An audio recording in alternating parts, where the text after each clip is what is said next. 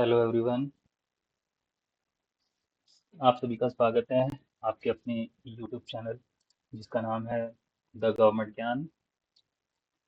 आज हम लोग एक बहुत इम्पोर्टेंट टॉपिक पे बात करने वाले हैं। जैसा कि आपको पता है, रेलवे एनटीपीसी के प्री का रिजल्ट आ गया है ग्रेजुएट कैटेगरी के। तो उसमें एक पोस्ट होती है सीनियर क्लर्क, यानी वरिष्ठ लिपिक। आज उसके बारे में जानेंगे कि कैसी नौकरी है ये, क्या जॉब प्रोफाइल है, कहाँ कहाँ पोस्टिंग होती है, और इसका वर्क प्रोफाइल कैसा है, प्रमोशन कैसे हैं, कब कब कितना समय मिलता है लगता है प्रमोशन होने में। और सबसे लास्ट में मैं शेयर करूंगा आपसे एक सैलरी स्लिप, जो एक सीनियर क्लर्क की सैलरी स्लिप है, जिससे आपको बेसिकली एक आइडिया लग जाएगा कि इन हैंड सैलरी लगभग कितनी होती है, एक क्लैरिटी आ जाएगी। तो चलिए शुरू करते हैं। तो ये जो रेलवे की सीनियर क्लर्क की पोस्ट होती है, ये बेसिकली लेवल 5 की पोस्ट होती है। लेवल 5 बेसिक पे 29,200 बेसिक पे से स्टार्ट हो जाता है लेवल 5। तो ये लेवल 5 की पोस्ट होती है और ऑफिस जॉब होती है। तो काम क्या होता है इसमें, जो रेलवे के अलग अलग विभाग होते हैं उसमें फाइल्स और डॉक्यूमेंट्स को मेंटेन करना, और डाटा एंट्री, और सीनियर्स को असिस्ट करना। बस इस टाइप के ही काम होते हैं बेसिकली। आपका सारा काम, ये एक डेस्क जॉब है, तो सारा काम आपका एक ऑफिस में ही होगा। आपको एक ऑफिस अलॉट होगा, वहीं से आपका सारा काम होगा। इसमें फील्ड ड्यूटी भी लगती है, लेकिन बहुत रेयर। जैसे एग्जाम ड्यूटी भी लगती है, जैसे यदि आरआरबी के एग्जाम है तो उसमें भी सीनियर क्लर्क्स की ड्यूटी लगती है एज ए विजिलेंस। तो अ, ये तो इसकी है जॉब प्रोफाइल। आगे बात करते हैं कि क्या चीज़ है जो एंटी सीनियर क्लर्क की पोस्ट को एनटीपीसी की बेस्ट पोस्ट बनाती है, क्यों ये एनटीपीसी की one of the best post मानी जाती है। पहली बात तो ये कि ये बिल्कुल ऑफिस जॉब है, आपको कहीं नहीं जाना, कोई फील्ड ड्यूटी नहीं है, कोई प्रेशर नहीं है आपके पास, और एक फिक्स टाइमिंग है, 9 to 5 जॉब है। आप 9 AM को जाएंगे, 5 PM को घर आएंगे, तो फैमिली के लिए प्रॉपर आपको टाइम मिलता है। और लेस फिजिकल स्ट्रेस, जैसा कि ये एक डेस्क जॉब है तो उसमें फिजिकल तो काम ना के बराबर ही होता है। जो भी है कंप्यूटर वर्क है, फाइलिंग है, दैट्स ऑल। प्रमोशन में ग्रोथ के अच्छे चांसेस होते हैं, उसकी हम आगे बात करेंगे।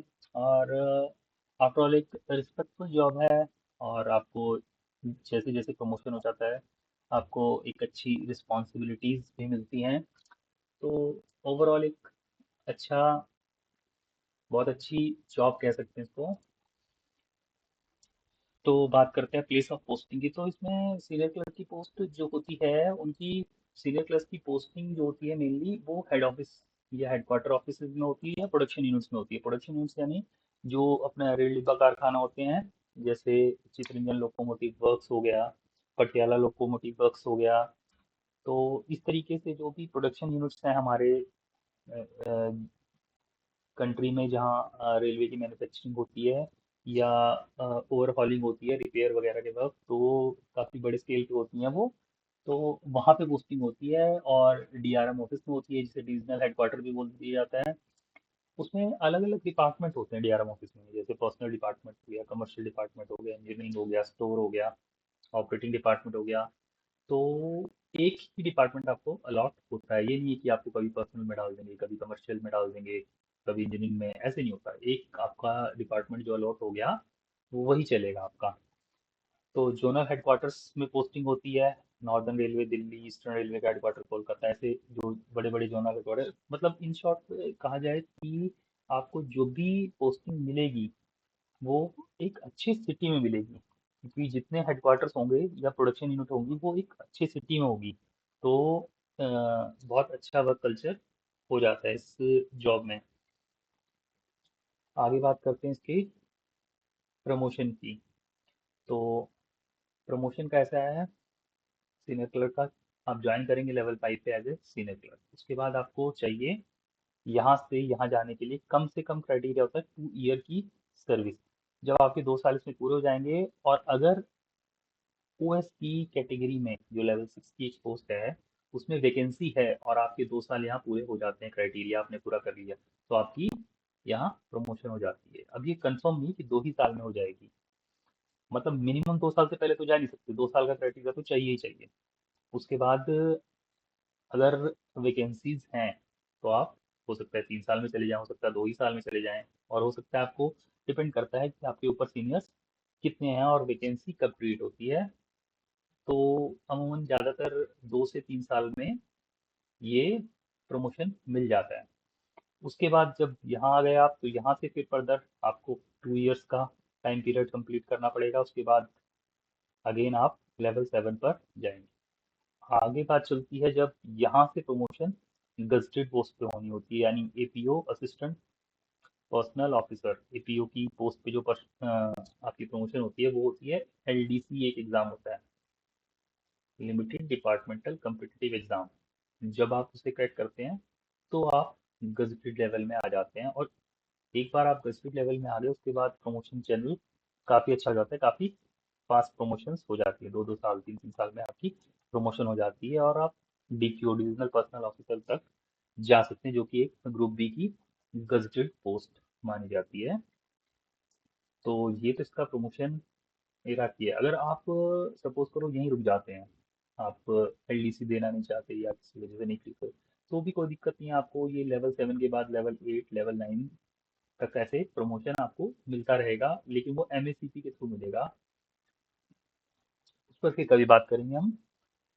तो चलिए, ये तो थी प्रमोशन की बात। अब बात करते हैं सैलरी की, कि सीनियर क्लर्क को सैलरी कितनी मिलती है। एक सैलरी स्लिप मैं शेयर करता हूँ, मैंने जरूरी डिटेल्स एम्प्लॉय की यहाँ हाइड कर दी हैं, तो आप देख सकते हैं।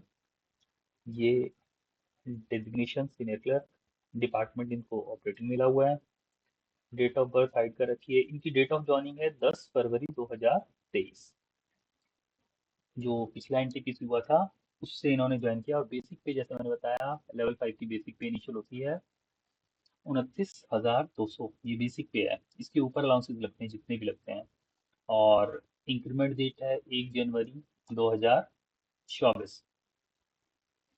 और ये जो सैलरी स्लिप है ये अक्टूबर 2023 मंथ की है। तो देख लेते हैं इसमें बेसिक पे कितना है, 29,200। अब इस पे क्या अलाउंसेस कौन कौन से लगते हैं, तो डीए लगता है, एक एचआरए लगता है, और एक टीए लगता है।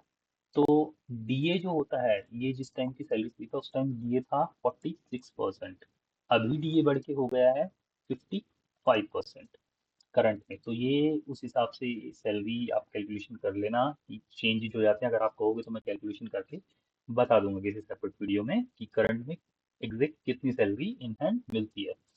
एचआरए उस समय था 9% for X city, 18% for Y city, 27% of for Z city, जो कि अब बढ़ के हो गया है 10%, 20% and 30% according to X city, Y city and Z city. तो ये पुरानी कैलकुलेशन के हिसाब से है, जो ये एच आर ए है ये 9% के हिसाब से लगा हुआ है, क्योंकि ये जेड सिटी का एम्प्लॉय था। और सॉरी, ये एक्स सिटी ये होगा, ये वाई, और ये जेड सिटी। तो ये 9 जेड सिटी का था, और उस टाइम डीए जो लगा था ये 46% उस टाइम डीए लगा था। और कुछ कुछ कटौतियां भी होती हैं, रिकवरीज, जैसे ये रेलवे एम्प्लॉय स्कीम सी के 9 रुपये कटे हैं, और एनपीएस जो न्यू पेंशन स्कीम है उसके 4,614 रुपये कटते हैं। तो ओवरऑल ग्रॉस 51,608 बना था, और जो रिकवरीज हटा के जो इनहेंड सैलरी थी 46,985। जो आज की डेट में देखा जाए तो 55% ये लगाने के बाद और 10% एचआरए या 20 या 30 जैसे भी है लगाने के बाद, ये इससे तो कहीं ज़्यादा बनेगी। अब जो भी बनेगी, ये ओवरऑल एक अच्छा अमाउंट है अगर आप इनिशियली सीनियर क्लर्क बनते हैं। तो ये थी जानकारी एक सीनियर क्लर्क की। अगर आपको ये वीडियो पसंद आई हो तो इसे लाइक करें, और देखते रहें द गवर्नमेंट ज्ञान। Thank you.